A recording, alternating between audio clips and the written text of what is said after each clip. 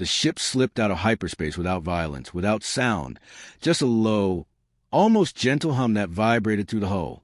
Commander Zeveris leaned forward in his command chair, his scaled features reflecting faint starlight as the stars stretched back into stillness. Below them, suspended in the vast black ocean of space, was a world no one was supposed to see up close. Blue oceans, green continents, white clouds slowly drifting like living things. Earth, the forbidden planet. The quarantine world erased from official maps 10,000 years ago. Zeveris allowed himself a thin, satisfied smile. He was Kathari, cold-blooded, sharp-minded, and raised in a culture that valued profit above obedience. The Galactic Concord's laws meant little to him. Old laws meant even less. Beautiful, he murmured, eyes locked on the spinning planet. And very expensive. Behind him, a voice trembled. "Commander, are you sure about this?" First Officer Tomas stood rigid at his console, fingers tight around the edge as if gripping the ship itself. He was young, newly recruited, and still believed in rules. Earth is under permanent quarantine. Tomas continued. The penalties for violating Concord law only matter if someone enforces them. Zeveris interrupted calmly. He rose from his seat and stepped closer to the viewport. The Concord patrols this sector once every half-century. Will be gone long before anyone even notices a fluctuation in their sensors. The ship they commanded was called the Silent Prophet. It carried 42 souls, smugglers, ex-soldiers, scientists with revoked licenses, and criminals who had run out of places to hide. Every one of them had come for the same reason. Human relics, artifacts from pre-collapse Earth were priceless. Even fragments of ancient technology sold for fortunes on the black market. Museums paid in secrecy. Private collectors paid in bloodless numbers that changed lives forever. And Zeveris had not come chasing scraps. For 3 years, he had hunted through corrupted archives and sealed data vaults. Most records about Earth were censored, burned, or intentionally fragmented, but patterns remained. Gaps where information should have been. And beneath those gaps, coordinates. Something buried. Something the Concord had never wanted found. "Prepare for atmospheric descent," Zeveris ordered. "Follow the coordinates I uploaded. We're looking for a structure beneath the planet's largest ocean." The Silent Prophet angled downward. Clouds swallowed the hull as the ship pierced Earth's atmosphere. The planet revealed itself in layers. Storm systems curling like living beasts. Forests stretching endlessly. Deserts glowing faintly beneath the sun. A world that should have been dead. A world that wasn't. Zeveris watched in silence. "A shame," he muttered, "if the stories are true." Official records claimed humanity destroyed itself.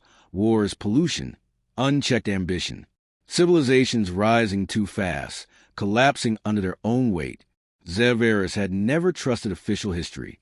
History was written by survivors, and survivors always lied. The ship struck the surface of the Pacific Ocean with controlled force and sank smoothly beneath the waves. External lights activated, slicing through darkness older than memory.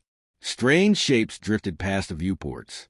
Massive creatures, schools of glowing life, living ecosystems thriving long after humanity's supposed end. "Commander," Tomas said, voice tight with disbelief, "I'm detecting something ahead. Large, no, massive." "How massive?" Zeveris asked. "I can't tell. The scanners can't define its boundaries."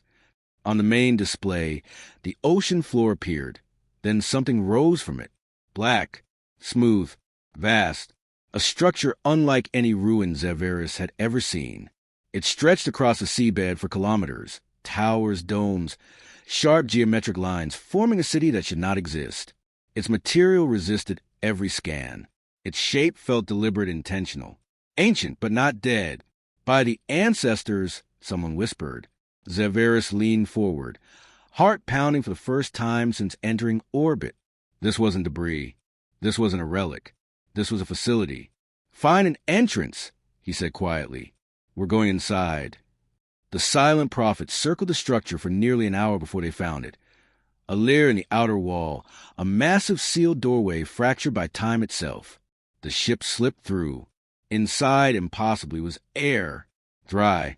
Still. Preserved. Zeveris assembled a 12-member team and led them out personally. Weapons were drawn, suits sealed, lights cutting through darkness untouched for 10,000 years. The walls were covered in symbols, some unmistakably human, others alien even to Kathari databases. Patterns shifted as light passed over them, almost as if the structure itself was watching. Tomas scanned the surface, confusion spreading across his face. "Commander!" These readings don't make sense. The materials, the energy signatures, none of this exists in our records. Zeveris smiled. "That's why we're here." They moved deeper. The corridors were massive, built for beings larger than humans, or designed to make visitors feel small. Zeveris recognized the psychology instantly. Military architecture. After nearly an hour, they entered a vast circular chamber beneath a domed ceiling. And in the center of it, everything stopped. A single capsule rested on a raised platform of black stone. A stasis pod. Inside it lay a human, alive. The room went silent. "That's impossible," Tomas whispered. "The humans all died." "The records lie," Zeveris said softly. The human looked untouched by time, tall, powerful, encased in armor that flowed like liquid metal. His face was calm, but even in stillness, something about him felt dangerous. At the base of the platform, ancient writing glowed faintly. Zeveris stepped closer as his translator struggled, then succeeded. "Sentinel 01, last guardian of Earth. Awaken when the world needs defense." The word echoed in Zavari's mind. Guardian. And though he did not understand why, a chill crawled down his spine. The chamber felt different the moment Zeveris finished reading the inscription. The air itself seemed heavier, charged with something unseen. For 10,000 years, the structure had slept, and now it was no longer alone. Zeveris circled the platform slowly, his boots echoing against the black stone floor. The human inside the capsule had not moved, yet the presence he gave off was unmistakable, like standing too close to a dormant reactor. Alive but restrained. "Commander," Tomas said quietly, lowering his scanner. "This pod, it's still active." Zeveris stopped. "Active?" he asked. "Yes. Power systems are running. Minimal output, but constant. Whatever is inside hasn't degraded. Not even slightly." That made no sense. No known stasis system could preserve organic life for this long. Not Concord technology. Not even pre-collapse human tech. At least, not officially. Zeveris leaned closer to the transparent surface. The human's chest rose and fell almost imperceptibly. Slow. Controlled. As if time itself had been instructed to wait. "He's breathing," someone whispered. A ripple of unease passed through the team. Tomas took a step back. "We should document this and leave. Now, this place wasn't meant to be disturbed." Zeveris didn't answer. His eyes were fixed on the armor, encasing the human's body. It wasn't rigid plating or segmented metal. It flowed, responded, like a living thing frozen mid-motion. A weapon, a shield, something more. "Do you know what this is worth?" Zeveris said quietly. "A living human from before the collapse. Not a clone, not remains. A survivor." The word echoed in the chamber. Survivor. "The Concord would bury this forever," Zeveris continued. "Collectors would rewrite history for it." Tomas swallowed. "If the Concord sealed her for a reason, maybe we shouldn't." Zeveris reached out. His fingers brushed the surface of the pod. It was warm. A soft vibration pulsed beneath his palm, like a distant heartbeat. The pod reacted instantly. Blue light rippled across its surface, spreading in precise geometric patterns. Symbols along the walls ignited one by one, bathing the chamber in cold illumination. "What did you just do?" Tomas demanded. "I don't," Zeveris began. The floor trembled, not violently, purposefully. Deep within the structure, ancient systems stirred. Dust fell from the ceiling as machines that had not moved in 10 millennia came alive. Then the voice spoke. It was everywhere. Calm, neutral, inhuman. Awakening protocol initiated. Fresh assessment in progress. Non-human entities detected. Tomas shouted. We need to leave, now. But Zerverus couldn't move. The pod surface split with a controlled hiss, the transparent cover sliding open as mist poured out and rolled across the floor like breath exhaled after centuries. Inside, the human inhaled, a deep, steady breath. The first breath in 10,000 years.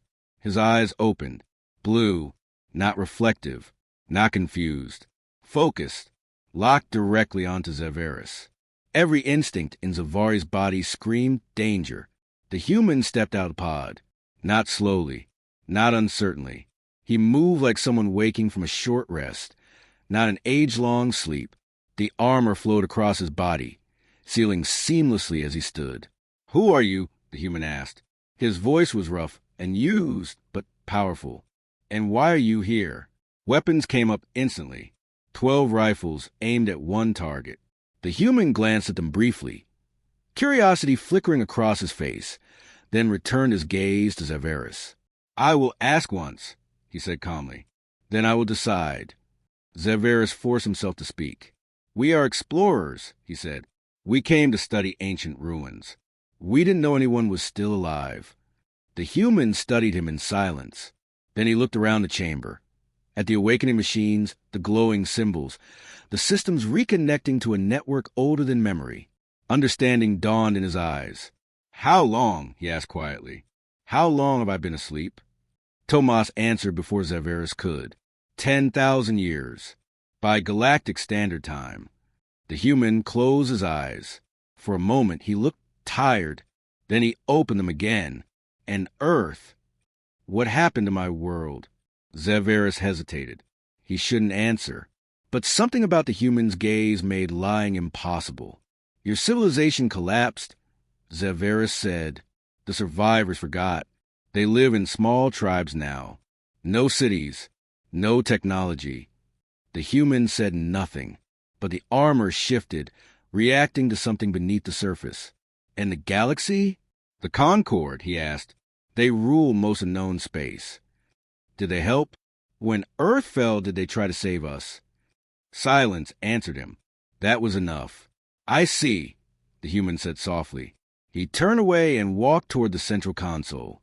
His fingers moved with absolute certainty, activating systems no one else could understand. Data streamed across floating displays. "What are you doing?" Zerverus asked. "Learning," the human replied. "Catching up." The structure trembled again, stronger this time. Far above them, ancient mechanisms awakened. "What have you done?" Tomas shouted. The human turned back. In his eyes was not anger. It was purpose. "I have announced my return," he said. "I have activated Earth's defense grid." Zavari's blood ran cold. "You should leave," the human continued calmly. "Go back to your masters. Tell them this." The chamber shook violently. Earth is no longer undefended. The human stood alone at the central console, bathed in the soft blue glow of ancient screens. Symbols and data flowed across the displays faster than Zerverus could comprehend. Languages layered over one another, histories unfolding in accelerated time. No one dared interrupt him. The structure around them was fully awake now. Corridors hummed with power. Machines that had slept beneath Earth's oceans for 10,000 years reconnected to systems spread across the planet. Satellites shifted in orbit. Weapons platforms adjusted their alignment. Earth was listening again. Zerverus took a cautious step back. "Who are you?" he asked, voice low. "Really?" The human did not turn. "My name," he said slowly, "is Marcus Kane." The name meant nothing to Zerverus, but the way he spoke it carried weight, like a memory sharpened by pain. Marcus' fingers paused on the console as images appeared above it. Vast fleets, burning stars, worlds collapsing into fire. "This is what you were never told," Marcus continued. "What the galaxy chose to forget." The screens shifted. They now showed humans, millions of them, standing beside alien species. Engineers, scientists, soldiers, ships unlike anything Zerverus had ever seen folding space itself, tearing holes through reality. "We were not primitive," Marcus said. "We were not reckless children who destroyed ourselves." Zerverus felt a tightening in his chest. We were advancing faster than anyone else, Marcus went on. Our technology, our understanding of space, of time, of energy. The image changed again. Now it showed beings clad in armor like Marcus, dozens of them, then hundreds. The Guardians, Marcus said, we were created to protect, not just Earth, but the galaxy. Tomas stared at the display, his voice barely audible. Protected from what? The screen darkened, then filled with something monstrous. Living fleets, organic ships blotting out stars, worlds being drained of life, their energy consumed by vast, incomprehensible entities. The Void Reapers, Marcus said quietly. They came from beyond known space. They devoured entire civilizations. Zavari's mouth went dry. And the Concord, he asked, where were they? They were losing, Marcus replied. Their fleets failed. Their defenses broke. The screen showed Guardians tearing through the Reaper swarms, fighting inside stars, standing against impossible odds. We stopped them, Marcus said, at a cost. The image froze on 12 remaining Guardians standing among ruins. 200 of us went to war, he continued. 12 survived. Silence fell over the chamber. And after you saved the galaxy? Zeveris asked slowly. Marcus finally turned.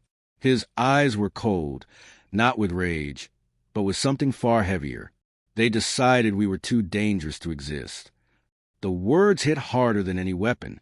The Concord feared what humanity could become, Marcus said. They feared our growth, our adaptability, our refusal to stay small. The screens changed again. Now they showed laboratories, council chambers, secret meetings. They didn't attack us openly, Marcus continued. That would have exposed the truth. They released a virus. Tomas staggered back. A biological agent designed specifically for human DNA, Marcus said. It didn't kill us. That would have been obvious. It erased us. Images flooded the screens. Cities falling silent. Humans wandering in confusion. Knowledge slipping away generation by generation. They destroyed our ability to think at higher levels, Marcus said. Science, art, memory, all gone. Zeveris felt sick. The survivors forgot who they were, Marcus went on. Within one generation, humanity was reduced to primitive survival. And you? Tomas asked. Marcus' gaze darkened. We tried to return, he said. The surviving Guardians raced back to Earth. The screen showed a blockade. Thousands of Concord ships surrounding the solar system. They told us Earth was quarantined, Marcus said. That nothing could be done. I didn't believe them. The image shifted again. Marcus' ship exploding, falling through atmosphere, crashing into the ocean. I crawled here, he said quietly, to the Citadel, and I slept. For a long moment, no one spoke. Outside, the structure pulsed with power. Ancient systems fully alive now. Zeveris finally understood. Earth wasn't quarantined to protect the galaxy, he said slowly. Marcus nodded. It was quarantined to bury the truth. Zavari's confidence shattered. You're not a relic, he whispered. You're evidence. Marcus stepped closer. I am a reminder, he said. And reminders make liars nervous. The floor vibrated again, stronger. Alarms flared on Tomas' console. Commander, he shouted. Multiple Concord signatures detected. Long range. Marcus looked past them, toward the stars. They heard the activation, he said calmly. They always do. Zavari's fear turned into realization. They're coming, aren't they? Marcus' armor flowed, sealing tighter around him. Yes, he said.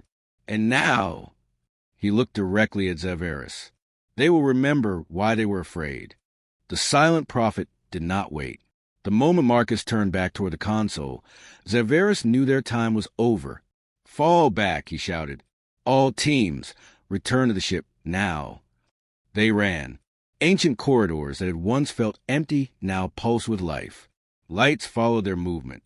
Doors opened before them, then sealed shut behind them with deliberate precision, as if the structure itself was guiding their escape, or controlling it. The ship cleared the fractured doorway just as the ocean around the Citadel began to move. Not with waves, with power. As the silent prophet ascended through the dark water, Xerxes looked back through the viewport.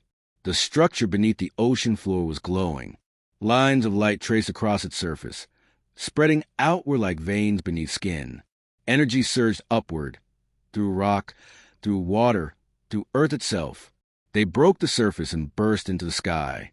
Above the planet, something impossible was happening. Lights ignited across Earth. Not cities, installations. Hidden bases long buried beneath forests, deserts, mountains, and ice caps powered up simultaneously. Ancient satellites rose from concealed launch sites, slipping into orbit like ghosts returning to duty. Weapons platforms adjusted their orientation. Sensors awakened. The planet was no longer asleep. Tomas stared at the displays in silent horror. "Commander," he whispered, "this isn't just a defense system." Xerxes swallowed. "It's a warning." From the depth of the ocean, a transmission surged outward, faster than light, spreading across known space like a shockwave. One message, translated instantly into every known language. Guardian protocol reactivated. Earth defense grid online. Xerxes felt something he had never felt in all his years of smuggling, deception, and theft. Fear, not of death, of consequences. Marcus Kane stood alone inside the Citadel as Earth systems came fully online. Data streamed across the displays. Planetary status, atmospheric stability, biosphere health. Earth was wounded, but alive. He turned away from the console and walked toward a surface exit, a passageway sloping upward toward natural light. For the first time in 10,000 years, Marcus wanted to see his world. The tunnel opened onto a shoreline. The sun was rising. Golden light spilled across the ocean, waves breaking gently against the rocks. Birds circled overhead. Wind carried the smell of salt and life. Marcus stepped onto the sand. Earth still remembered how to be beautiful. He walked along the beach until he reached a small settlement. Wooden huts, fire pits, stone tools. Humans. They froze when they saw him. Their clothes were made from animal skins. Their weapons were spears and bone knives. Fear spread through the group as they stared at the armor that shimmered faintly in the morning light. Marcus raised his hands slowly. "I'm not here to hurt you," he said, speaking carefully, simply. "I'm human, like you." An old man stepped forward, weathered, cautious, but unafraid. "From where you come?" the elder asked. Marcus looked back toward the ocean. "I come from the water," he said. "I've been sleeping a long time." The villagers whispered among themselves. Some knelt, others stared in awe. Marcus shook his head. "I'm not a god," he said gently. "I'm here to protect you." They invited him into the village. He ate with them, listened to their stories, learned their language, a broken echo of something humanity once spoke fluently. They spoke of seasons, of hunting, of storms and survival. They knew nothing of stars, nothing of the galaxy, nothing of what they had been. That knowledge hurt more than the betrayal. On the fourth day, the sky changed. A ship descended. Kadhari design. Military. The villagers screamed. Marcus stepped forward instantly. "Stay behind me," he said. The ship landed hard on the sand. 12 soldiers emerged, weapons raised, eyes filled with contempt as they looked at the primitive humans. "There," the squad leader said, pointing. "That's him. Capture alive." Marcus did not move. "You are making a mistake," he said calmly. "Leave. Tell your master's Earth is under my protection."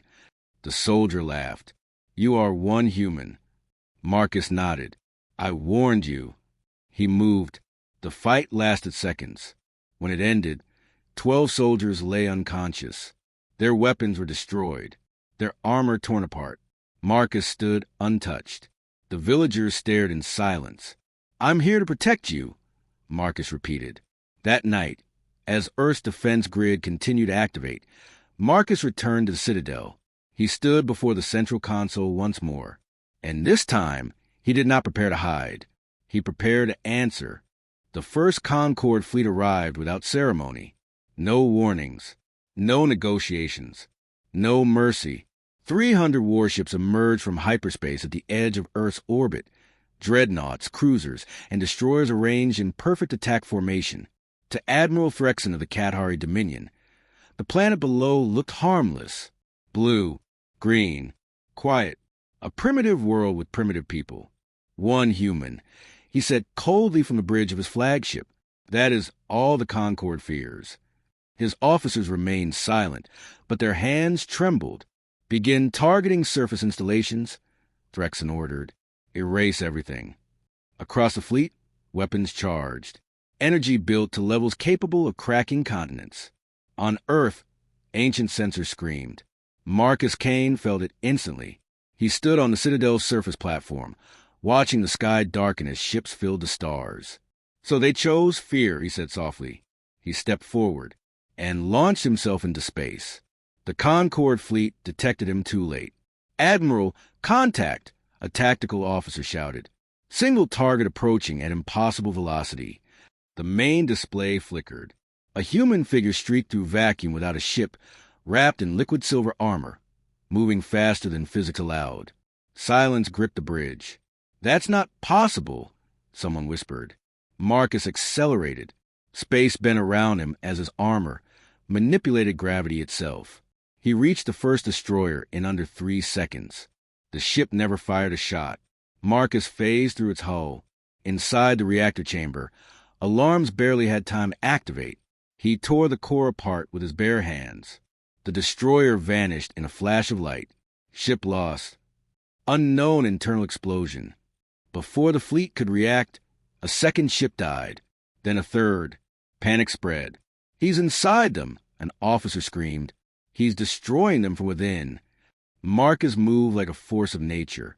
He phased through hulls, appeared inside engine rooms, weapon bays, bridges. He dismantled ships faster than crews could comprehend what was happening. 1 minute, 15 ships destroyed. 2 minutes, 30 more vanished. Fire everything. Admiral Threxon roared. Plasma beams filled space. Marcus dodged, phased, vanished, reappeared. Shots passed through him, or missed entirely. Then Earth answered. Thousands of ancient satellites powered up simultaneously.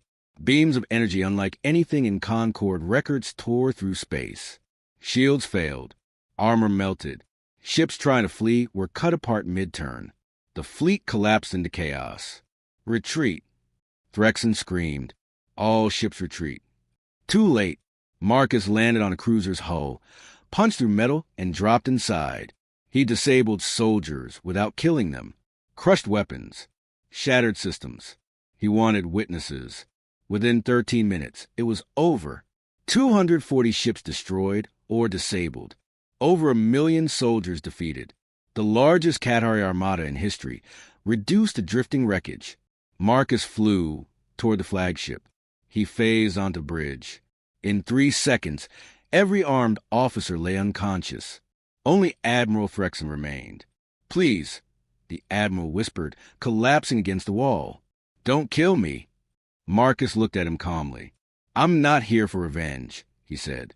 I'm here for protection. He leaned closer. Tell your masters what you saw. Tell them Earth is defended. Tell them the Guardian remembers. He turned and walked through the viewport, back into space. Across the galaxy, the transmission spread. Earth Defense Grid online. Guardian active. In council chambers and palaces, ancient beings felt something they had not felt in 10,000 years. Fear. The age of forgetting was over. The Guardian had returned. The galaxy did not sleep that day. Across thousands of star systems, alarms sounded as data poured in, battle footage, sensor logs, emergency transmissions looping again and again. 300 warships. Destroyed in 13 minutes. By one human. In the great assembly hall of the Galactic Concorde, silence pressed down like gravity.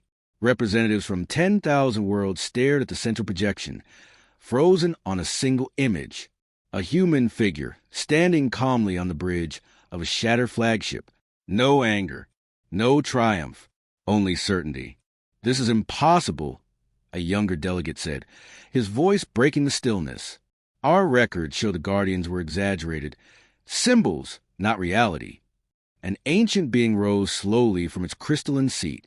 The ORM Doll ambassador.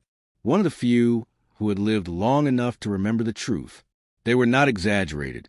The ambassador said softly. They were censored. All eyes turned toward it. I was there, it continued. I saw the Guardian Wars with my own senses. Images replaced a frozen frame. Older footage. Hidden archives unlocked by fear itself. Guardians tearing through Reaper swarms. Standing inside collapsing stars. Holding entire systems alone. We did not defeat the Reapers, the Oarmdal said. The Guardians did. A murmur spread through the hall. Then why? Someone began. Because we were afraid, the ambassador interrupted. Humanity was growing too fast, learning too quickly, adapting beyond our control. The hall darkened. We told ourselves we acted for safety, it said. But the truth is simpler. We chose fear over justice. A Kathari warlord slammed his clawed hand onto the table. One human cannot threaten the galaxy, he shouted. This was luck. Surprise. The ambassador turned its gaze toward him. Then why are your hands shaking? The warlord looked down. They were. The Guardian remembers. The ambassador continued. And memory is dangerous. Around the chamber, old alliances began to crack. Some demanded immediate war, total annihilation of Earth. Others called for isolation, denial, silence. But none could ignore what had happened. For the first time in 10,000 years, the galaxy felt exposed. On Earth, Marcus Kane stood alone beneath the stars. The defense grid hummed quietly now, alert but restrained. Satellites held their positions. Weapons waited. He watched the sky, not with anticipation, but patience. They'll argue, he said to no one. They always do. Behind him, the Citadel continued its work. Deep within its systems, a protocol Marcus had not activated yet waited silently. A contingency. Humanity's last safeguard. Marcus turned away from the stars and looked down at the planet below, at villages beginning to grow, at children staring up at the night sky for the first time. They won't touch you again, he said softly, not without learning why they shouldn't. Far beyond Earth, deep in the outer reaches of known space, something ancient stirred, something that had felt the Guardian's return, something that remembered humanity too. The stars had not forgotten, and neither had the darkness between them. The first warning did not come from Earth. It came from the edge of known space. A single research vessel limped out of hyperspace near a remote Concord relay station. Its hull was cracked. Its engines were failing. Life support flickered between existence and silence. 3 survivors remained aboard. They carried no weapons, no data vaults, only fear. Marcus Kane felt the signal the moment it appeared, not through sensors, through memory. Bring them in, he ordered. The damaged vessel was guided gently into Earth's orbital perimeter. Defense satellites tracked it closely, but did not fire. Marcus met the survivors inside the Citadel's medical chamber. An ORM-DAL researcher, an Athri navigator, a Vethmer Systems analyst. All 3 were shaking. They're back, the ORM-DAL said before Marcus could speak. The Void Reapers, they never died. Marcus closed his eyes. He had known this moment would come. They were waiting. The Athri added, voice hollow, evolving, learning. Images were projected from the survivors' damage logs. Entire worlds gone dark overnight. Cities left empty. Life stripped away, not destroyed, but consumed. 12 billion lives, the Vethmer whispered. 1 colony. 1 night. Marcus said nothing. He didn't need to ask how many worlds would follow. We warned the Concord, the ORM-DAL said. They didn't listen. They said the Reapers were myths, ancient nightmares. Marcus opened his eyes. Fear makes liars, he said quietly, and denial makes corpses. The survivors looked at him with something dangerous. Hope, can you stop them? The Vethmer asked. The Guardians defeated them once. Marcus turned away toward the ocean-facing window. When we fought them last time, he said, there were 200 of us. He looked back. Now there is 1. Silence filled the chamber. I cannot stop them alone, Marcus continued. No species can.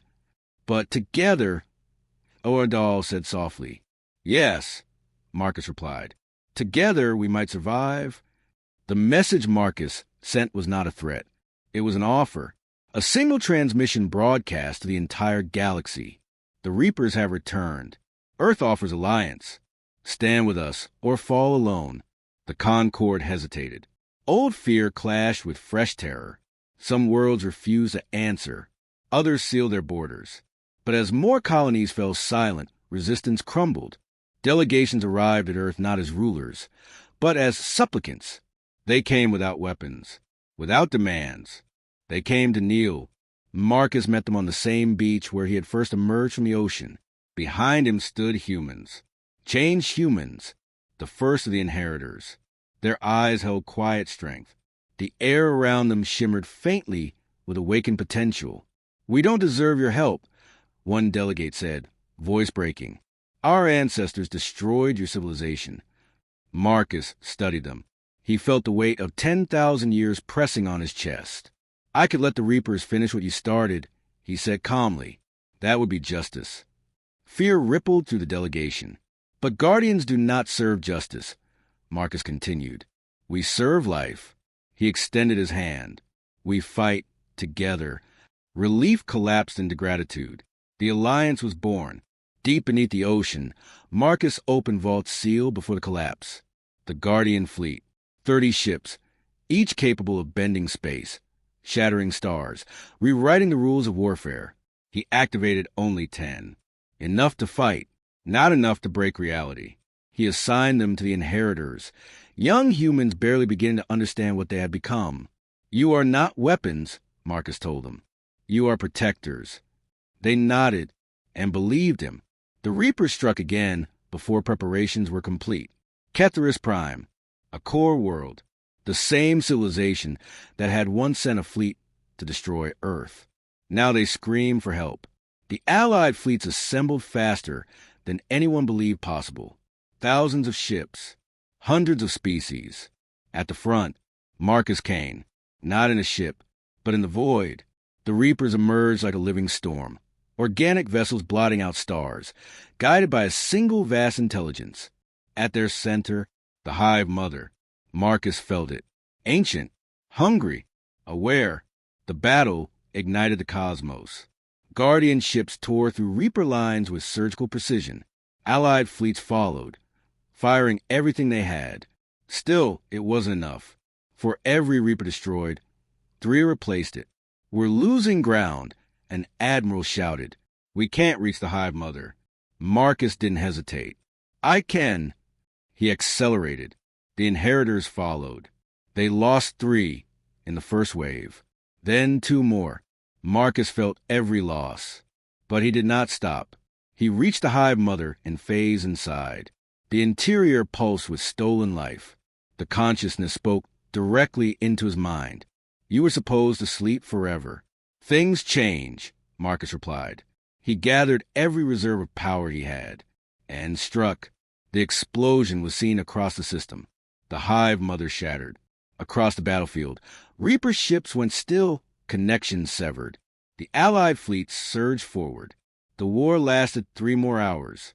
When it ended, the Reapers were gone. Forever. Marcus floated among the wreckage, armor shattered, systems failing.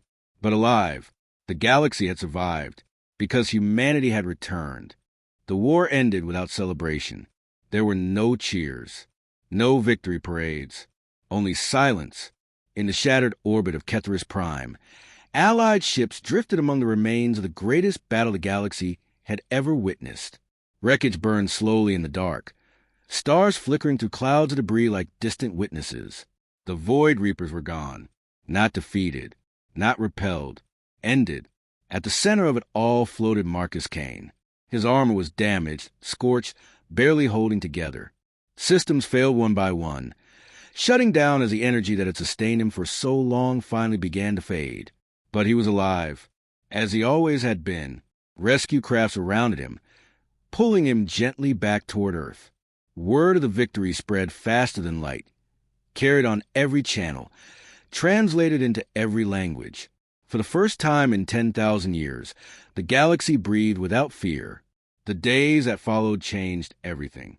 Worlds once divided by suspicion and rivalry worked together to rebuild what the Reapers had destroyed.